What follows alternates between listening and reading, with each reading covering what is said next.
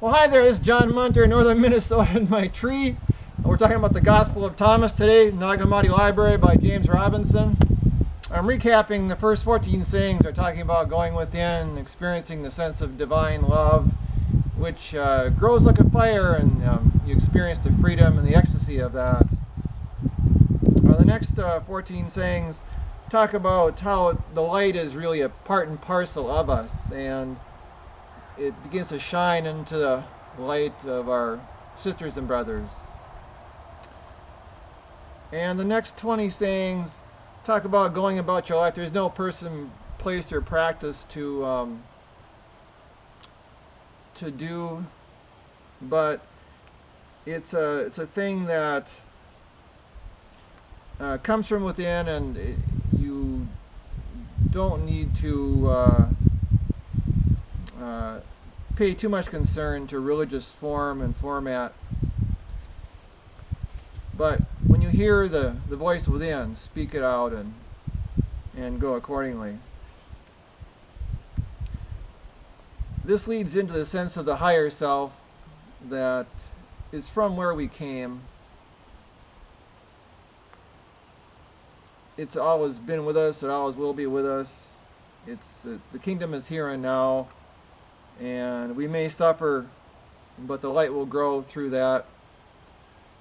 And don't be co-opted by riches and wealth.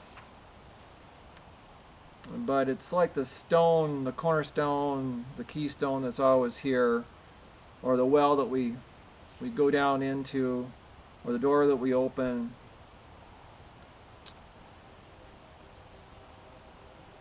We come to the idea of the images, and the sense of the higher self can be so ecstatic that we can experience our own higher self, but the light within it, the Father, ratchets up even on more ecstatic levels.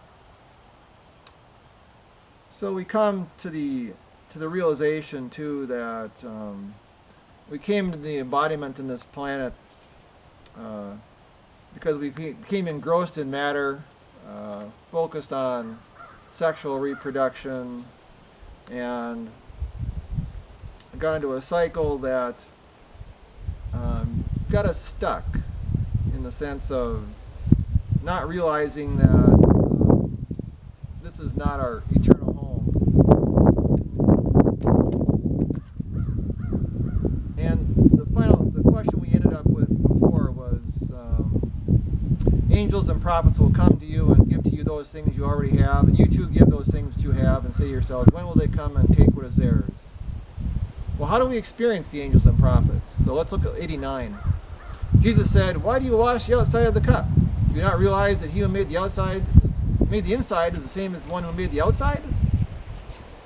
So the cup imagery refers to the psychomantium. That was a meditation technique that was used far and wide, from Greece to Egypt.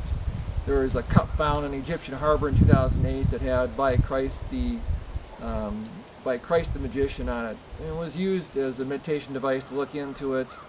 When your eye tires, then you can do a guided imagery that way. And also mirrors were used as well in later years. So it's saying basically that don't worry about the body so much, go within. But you could say, well, this is a fearsome process. That you're sure this is religious in comportment with our religious tradition, and there's fear involved. And this is answered by number 90. Jesus said, come unto me, for my yoke is easy and my lordship is mild, and you will find repose for yourself. So the yoke of the cup is easy, and it's not that intimidating a process to do the psychomantium, the meditation technique, and my lordship is mild, and you will find repose for yourself, a rest for your soul. And so we can ask another question about that. Well, how come we don't see this in the outer world? And this is the first time someone's told us this. And Jesus said, number 91, they said to you, tell us who you are so we may believe in you. And he said to them, "You read the face of the sky and the earth, but you have not recognized the one who is before you, and you do not know how to read this moment." So he's saying you can't look without to verify this process. You have to look within. And the question could be, well, why do we have to look within? What do we find there? And number 92, Jesus said, "Seek and you will find. Yet what you asked me about in former times, which I did not tell you then, now I do desire to tell you, but you do not inquire after it." So you'll find what you're looking for if you go within. But it's not for everyone, right? It's only people with a certain spiritual development that would make use of this. And the question could come, well, why is that? Why now and why not before?